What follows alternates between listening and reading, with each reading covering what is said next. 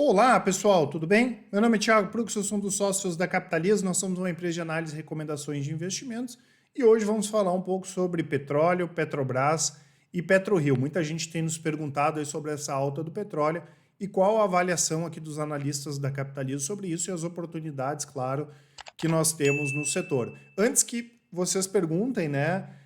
Muita gente pede para a gente falar de Enalta, de 3R, em outra oportunidade eu prometo fazer um vídeo, mas são empresas que estão em outro momento aqui, então a gente vai focar mais na PetroRio e na Petrobras, tá? Vou deixar para vocês também aqui na descrição o nosso cupom, né, o Arraial Cap, onde que vocês podem utilizar para comprar os nossos produtos com 30% de desconto, lembrando que essa promoção vai até o próximo dia 8 de junho. Então, falando sobre PetroRio e principalmente sobre o mercado de petróleo, né, pessoal, tem uma questão que é bastante importante, que vale a pena a gente comentar, que o petróleo é ainda a principal commodity do planeta, né? É a maior commodity de energia. Quando a gente pega, hoje mais de 80% da fonte de energia primária do mundo vem de combustíveis fósseis, e aqui a gente está falando de energia como um todo. Petróleo em torno de 30%, carvão e gás em torno de 25% cada um, e claro, isso deve permanecer durante um bom tempo. Em contraposição a isso, né, pessoal, essa demanda que deve continuar aí nos próximos anos, nós temos uma série de iniciativas que podem fazer com que a oferta ou os investimentos para aumentar essa oferta sejam menores, né, principalmente aí nos países ocidentais. Então, a primeira questão que a gente tem que olhar é a oferta e a demanda. No curto prazo, o que nós temos? Nós temos uma demanda que deve aumentar, até porque as economias aí estão reabrindo, a não ser que a gente tenha uma outra grande crise, como aconteceu aqui no ano passado, né? No ano passado, a demanda despencou, o preço do petróleo despencou também, chegou a bater $17 o barril, e de lá para cá recuperou e hoje está na casa de 68. Inclusive, no mercado futuro, o preço do petróleo chegou a ficar negativo, né? E quando a gente olha para a oferta no curto prazo, inclusive essa semana nós tivemos reunião da OPEP+, né, que decidiu manter inalterado o acordo de produção, que é de elevar a sua produção de maneira cautelosa, até porque para eles é bom esses preços mais elevados, então não vão fazer uma enxurrada de petróleo no mercado. E no longo prazo, nós também temos que olhar essa questão da demanda e da oferta. Como o mundo ainda é muito dependente de petróleo e de outros combustíveis fósseis, a demanda vai continuar crescendo, mesmo que possa crescer menos, mas vai continuar crescendo, né? Até porque a gente tem que entender que os países em desenvolvimento vão consumir bastante energia. Já do lado da oferta, nós temos algumas questões muito importantes, né? E talvez a principal questão é que o avanço, né, do movimento de ESG pode contribuir para conter a produção de petróleo ou investimentos para aumentar essa produção, tá? Ah, Thiago, mas isso é conversa para boi dormir, esse ESG, não sei o quê, papapá. E na verdade não, né, pessoal? A gente já viu no setor de plástico que foi a mesma coisa. Muita gente achou que era só trocar o canudinho de plástico por papel, e a gente já viu uma série de iniciativas no mundo todo, na Europa então tem um monte, para substituir o plástico de uso único por outras fontes, como é o caso do papel. Mas diferentemente do plástico, que a gente consegue substituir por outras coisas, muitas delas por papel, não, no caso do petróleo não dá, não tem tanta alternativa que seja viável num curto espaço de tempo para ter essa substituição. E por outro lado, num curto espaço de tempo, a gente vai ter uma pressão muito grande para diminuir esses investimentos e a produção, né? Eles vão tentar, pelo menos, diminuir a produção de petróleo. Só para vocês terem uma ideia, no último dia 18 de maio, saiu o relatório da Agência Internacional de Energia. Tá? Olha o que propaga esse relatório. Eles propagam uma parada total do uso de energia fóssil e o relatório contém recomendações como: a partir de hoje não deveria mais haver investimentos em projetos com energia fóssil. Não se deve construir novas usinas à base de carvão. Tudo bem, a gente concorda com isso, mas a China depende muito do carvão. Mesmo países de primeiro mundo também. Vão substituir tudo de uma hora para outra com o quê? Né? Usinas de carvão de pouca eficiência devem parar de operar até 2030 e a política deve exigir que a partir de 2035 não se vendam mais carros a combustão. Que outras medidas nós tivemos? Tivemos um tribunal na Holanda julgando a Shell como responsável por contribuir por mudanças climáticas. Eles devem reduzir as emissões por 45%. Nós tivemos ainda, no mês passado, a ExxonMobil tendo que aceitar, a contragosto da liderança da empresa, 2 novos conselheiros sugeridos por um fundo que tem 0,02% das ações da companhia e que é um fundo que exige, né, que eles trabalhem nessas questões aí de mudanças climáticas. E tivemos também a Chevron, que recebeu uma resolução dos acionistas para aumentar os esforços contra mudanças climáticas. Inclusive, empresas anunciando investimentos em energia limpa, etc. e tal. Tá? E aqui, né, pessoal, a gente não quer entrar em juízo de valor. Todo mundo quer que o mundo seja menos poluído.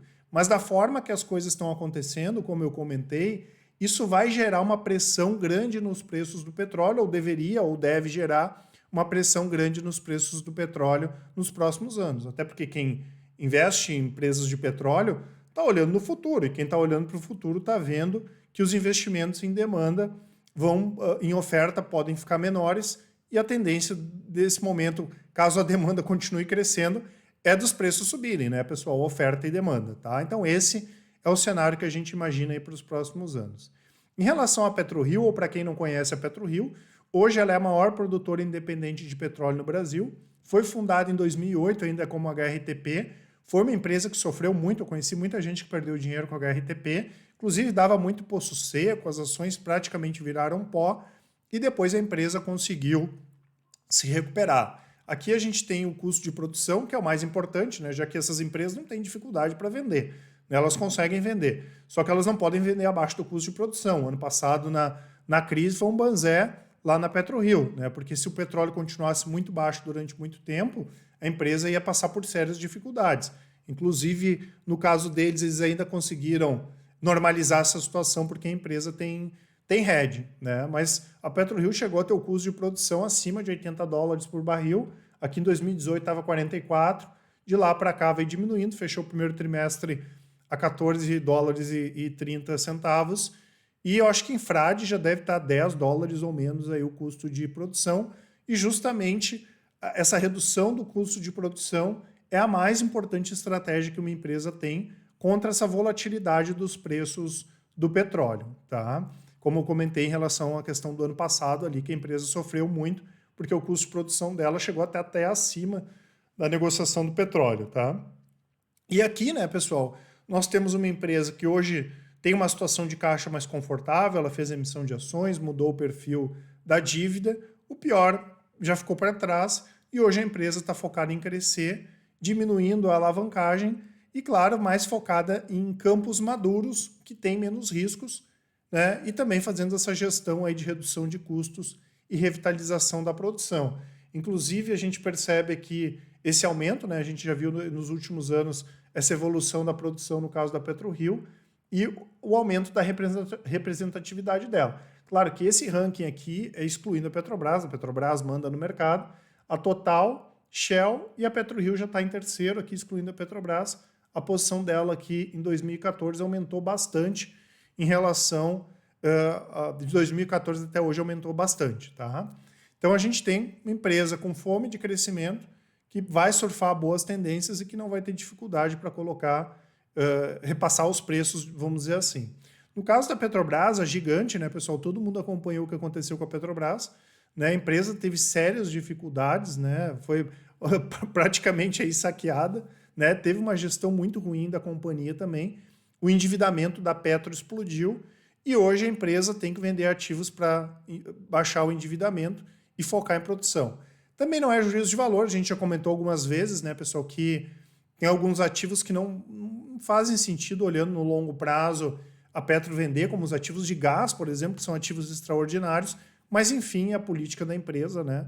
A gente tem que só avaliar o que está acontecendo. A gente gostar disso ou não vai fazer diferença. Então a gente percebe a evolução da dívida bruta caindo, o prazo da dívida aumentando e o custo da dívida diminuindo. Não à toa a empresa melhorou realmente nos últimos anos, voltou a pagar dividendos e o ano que vem, inclusive, deve pagar dividendos gordos e vai continuar vendendo. Vendeu BR Distribuidora, TAG, Liquigás, Campos Terrestres, tem Gaspetro, Braskem, outros campos para vender. Isso aí vai acabar acontecendo. Tem mais de 50 ativos para venda no pipeline aí da Petrobras, tá? E qual a grande questão da Petro, pessoal? É isso aqui. Quando a gente pega, por exemplo, venda de derivados, o diesel aqui, mercado interno, né, quase 50% da receita. Nós temos a gasolina aqui, 21%. E a Petrobras importa muita coisa, tá? Tanto que se a gente pegar a importação de diesel hoje, é a maior desde 2013, cresceu 57% do ano passado para cá, o dólar subiu, o preço do petróleo subiu. Tanto que o pessoal da análise aqui estima que hoje já tem uma defasagem de 8 a 10 centavos no preço do diesel. E a grande pergunta é, a Petrobras vai continuar repassando isso se o petróleo continuar subindo? Esse tipo de dúvida que a gente não pode ter justamente no momento bom aí que o petróleo está subindo. A Petrobras se beneficia desse cenário, sim, melhorou como empresa, sim, mas nesses momentos que o petróleo está pujante, está subindo, a gente não acha interessante se posicionar na Petrobras, pelo menos pensando para médio prazo, né? Seria 12, 36 meses para cima. Para curto prazo a gente aproveita, inclusive nós estamos posicionados aí em opções de Petro, acho que está dando uns 160, 170%, mas hoje para médio prazo faria, olhando esse cenário de petróleo subindo e olhando esse cenário das empresas, ficar mais posicionado em PetroRio. Eu, por exemplo, tenho PetroRio através de fundos, né? Eu tenho um fundo que é a segunda ou a terceira maior posição da carteira, justamente a PetroRio, tá?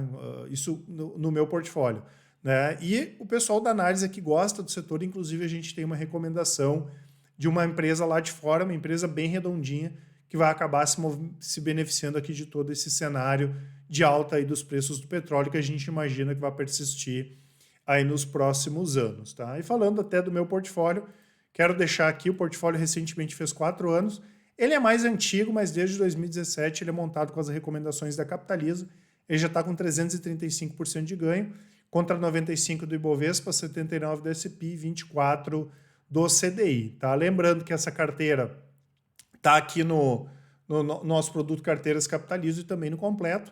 E além disso, aqui na descrição tem informações a respeito dos nossos outros produtos, investe em ações, full trader, top fundos e também tem os nossos contatos, né, pessoal? Qualquer dúvida, vocês podem dar uma ligada para a gente, 4003-9127, podem mandar um e-mail para o contato@capitalismo.com.br, quem preferir pode nos mandar uma mensagem do WhatsApp, links aqui na descrição, pode ser um áudio, uma mensagem que com certeza a gente vai atender todo mundo com a maior satisfação, tá certo? Um grande abraço a todos e ótimos investimentos. Até mais!